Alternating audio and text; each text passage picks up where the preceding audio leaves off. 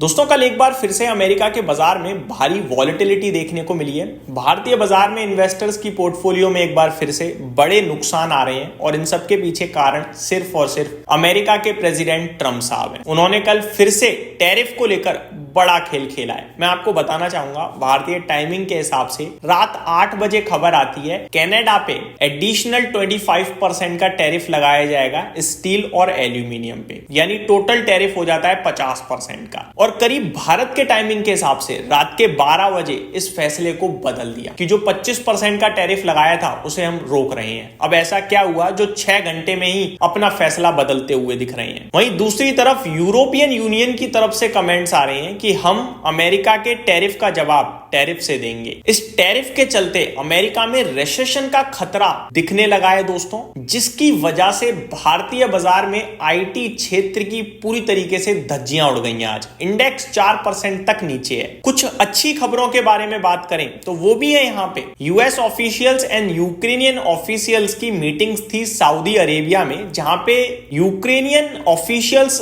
कहते हुए दिख रहे हैं कि हम इमीडिएट सीज फायर के लिए रेडी हैं, 30 डेज के सीज फायर के लिए। अब केवल और केवल रशिया को इस पे हामी भरनी है। तो सीज फायर की कुछ खुशियां यूरोप के बाजार बनाते हुए दिख रहे हैं और इसी के चलते डैक्स, कैक और फिट्सी में आपको अच्छी ओपनिंग होते हुए दिख सकती है आज। साथ ही साथ अगर बात करें इंडिया के लिहाज से तो भारत का आज सीपीआई यानी इन्फ्लेशन डेटा आना है, इंडस्ट्रियल प्रोडक्शन डेटा आना है और मार्केट्स की बैंड बजी पड़ी है। उसके पीछे रीजन बड़े लेवल पे तो यूएस रिसेशन का खतरा दिख रहा है, सेकंड टैरिफ का डर एंड थर्ड लगातार हो रही बिकवाली। एक एक करके आप सभी के साथ डिटेल में चीजों को कवर करता हूं। शुरू करते हैं बिना किसी देरी के। नमस्कार दोस्तों, मैं अंकुर उपाध्याय स्वागत करता हूं आप सभी का एक बार फिर से अपनी नई वीडियो में। दोस्तों सबसे पहले बताना चाहूंगा टैरिफ को लेकर कल क्या कुछ हुआ है। रात में भारतीय टाइमिंग के हिसाब से करीब 7:30-8 बजे खबर आती है कि अमेरिका ने अनाउंस करा है अतिरिक्त 25% का टैरिफ कनाडा पे स्टील और एल्यूमिनियम पे। 25% ऑलरेडी चल रहा है, तो टोटल हो 50% का। क्योंकि कनाडा की ओंटारियो जो यूएस को इलेक्ट्रिसिटी सप्लाई करती है, उन्होंने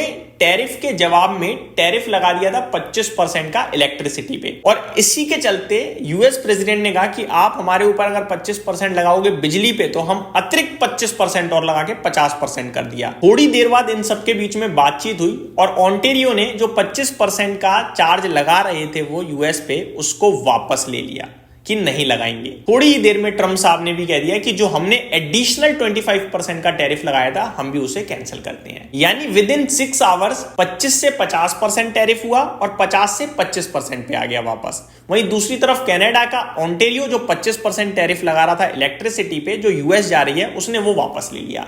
ये सब कुछ होता हुआ दिखा 6 घंटे में।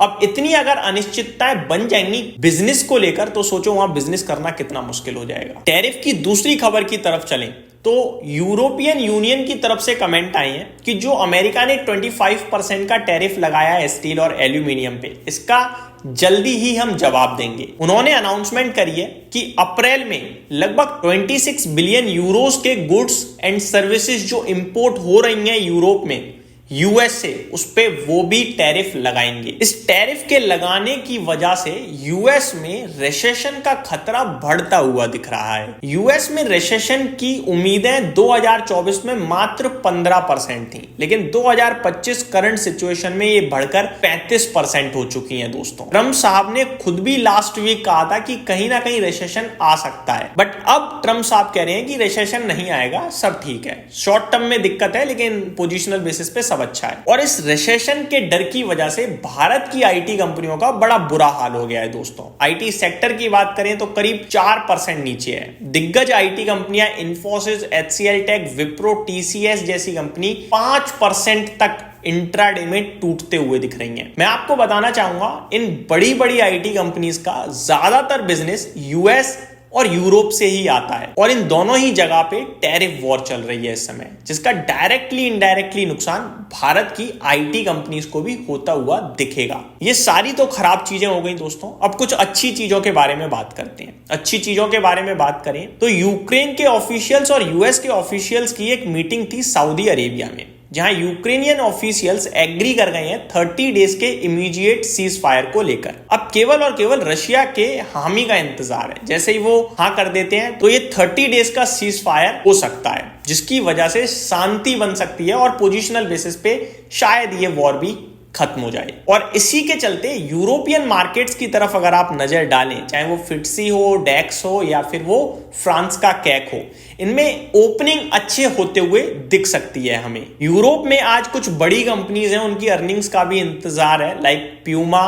And Porsche. वहीं यूएस का इन्फ्लेशन डेटा का भी इंतजार रहेगा। बात करें भारत के डेटा के, तो आज भारत का सीपीआई इन्फ्लेशन डेटा आता हुआ दिखेगा, अनुमान 4% का है। लेट्स सी उससे ज्यादा आता है या कम। साथ ही साथ इंडस्ट्रियल प्रोडक्शन डेटा भी आता हुआ दिखेगा। तो ये कुछ बड़ी चीजें, बड़े इवेंट्स, बड़े ट्रिगर्स जो हो चुके हैं या आज होने वाले हैं, इस वीडियो में मैंने आप सभी के साथ शेयर करे। उम्मीद करता हूं ये डिटेल्स, ये चीजें आपको समझ में आई होंगी, पसंद आई होंगी। Thank you so much for watching this video. जय हिंद दोस्तों।